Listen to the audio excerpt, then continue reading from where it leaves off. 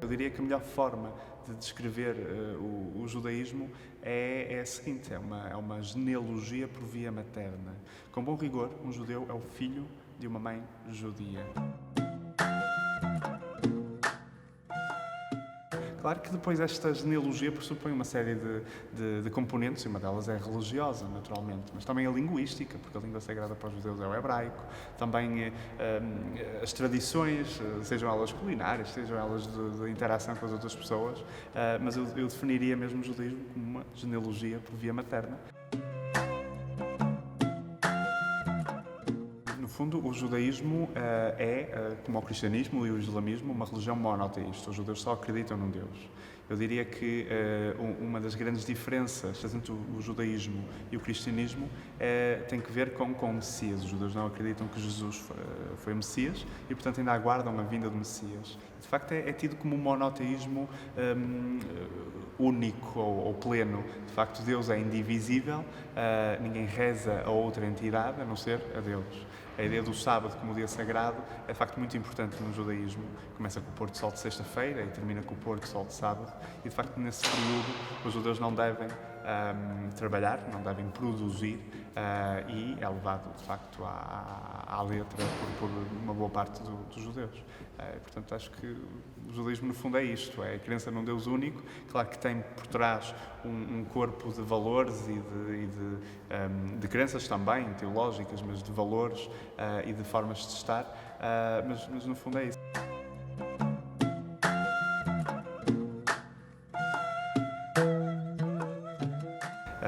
A comunidade judaica que sempre viveu em Portugal, antes da independência de Portugal, foi expulsa do país em 1496. Na realidade, muitos judeus saíram, mas muitos ficaram cá e foram obrigados a converter-se ao cristianismo, os chamados cristãos novos. Mais tarde temos a Inquisição, que serviu não só, mas também para perseguir precisamente estes cristãos novos que continuavam a praticar o judaísmo em segredo. Só em 1910, com a nossa Revolução Republicana, é que finalmente tivemos a liberdade religiosa no país. E é isso que justifica que a nossa comunidade só tenha sido fundada em 1923, há exatamente 90 anos. Foi fundada por 20 famílias, uma delas de um judeu que se converte ao judaísmo. Ele descendia de judeus secretos também, destes cristãos novos que foram obrigados a converter-se ao cristianismo. Ele decide converter-se em Marrocos, regressa a Portugal, vem para o Porto e resolve reunir todos os judeus que já moravam aqui e que vieram, sobretudo, do centro e do leste da Europa. E, portanto, a missão principal desta comunidade foi, no fundo, reunir estas famílias que já aqui moravam. Entretanto, é imperativo, de facto, construir um templo religioso. Em 1923, a comunidade usava um apartamento arrendado para esse efeito, mas com o tempo e com o crescimento da comunidade e com a ideia de que todos os judeus secretos, os chamados marranos, iriam regressar ao judaísmo normativo, optou-se por construir uma sinagoga desta dimensão, que é, no fundo, a maior sinagoga de Portugal e de Espanha. O projeto é de 1928, a construção começa em 1929, mas só em 1938 é que ela é de facto inaugurada. E é inaugurada, curiosamente, e por mais irónico que pareça, precisamente no mesmo ano da Noite dos Cristais, ou seja, a Kristallnacht, a noite em que na Alemanha e na Áustria grande parte das sinagogas estavam a ser destruídas. Já agora, a sinagoga leva o nome Kaduri Mekor Haim.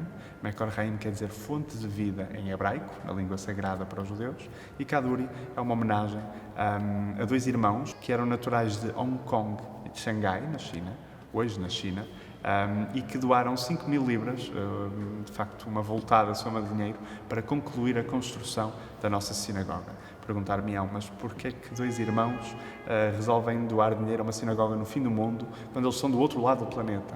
A resposta é muito simples. A mãe deles, o nome de solteira, era Laura Matos.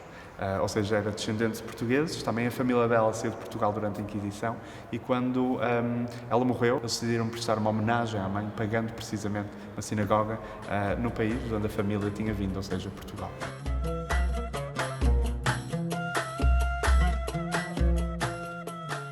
Uma sinagoga, no fundo, tem geralmente os seguintes elementos. Em primeiro lugar, as sinagogas estão sempre viradas para Jerusalém, a cidade santa para os judeus. Portanto, no nosso caso, as sinagogas estarão viradas para leste. Geralmente na parede leste da sinagoga temos uma arca, um echal, ou seja, um local onde é depositado o rolo da Torá. A Torá é o livro sagrado para os judeus. No fundo são os 5 primeiros livros de uma Bíblia cristã, o Pentateuco, e eles são escritos não em formato de livro, mas sim em formato de rolo de pergaminho, em hebraico, escritos à mão. E de facto elas são guardadas precisamente na parede mais a leste. Durante as cerimónias religiosas, a Torá, ou em determinados momentos e em determinadas cerimónias religiosas, a Torá é retirada dessa arca e é depositada e lida na plataforma.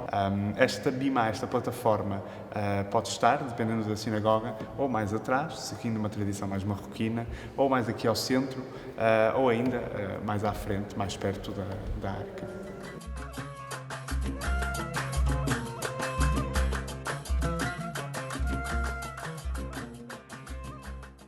Relativamente a alguns símbolos, temos a estrela de David, a Magen David, com bom rigor se traduz por escudo de David. É um dos símbolos que as pessoas mais associam aos judeus, mas não é exclusivo do judaísmo. Eu diria mesmo que a menorá, o candelabro de 7 braços, é de facto o símbolo mais característico do judaísmo. Quando da expulsão dos seleucidas, que eram naturalmente politeístas, adoravam vários deuses, houve a necessidade, de facto, de ressacralizar o templo. E como é que isso se fazia? Acendendo o óleo sagrado na menorá, ou seja, no candelabro de 7 braços, que estava no interior do templo.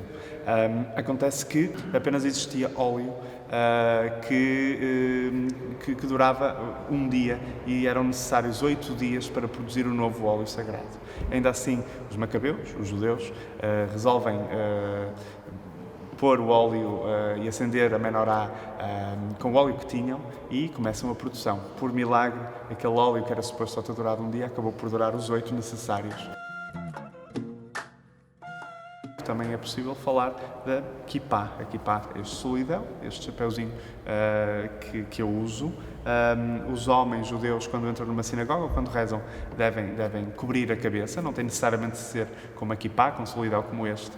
Também existe um outro objeto que é o charo de oração, que se chama talit, que geralmente tem umas listas ou pretas, ou azuis, ou até mesmo brancas, e no fundo também é usado em determinados momentos das cerimónias.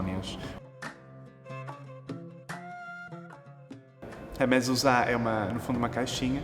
No interior dessa caixinha temos um rolo de pergaminho, também escrito à mão com uma oração em hebraico, e é colocada nos umbrais das portas, de todas as portas, quer das sinagogas, quer das casas dos judeus, e basicamente simboliza ou representa que estamos a entrar num espaço sagrado, quer seja a sinagoga, quer seja a nossa casa.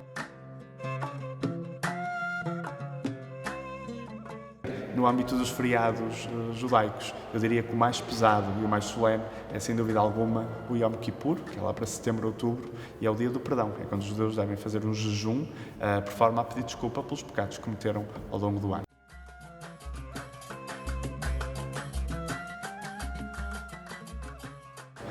Hoje temos um país bastante tolerante.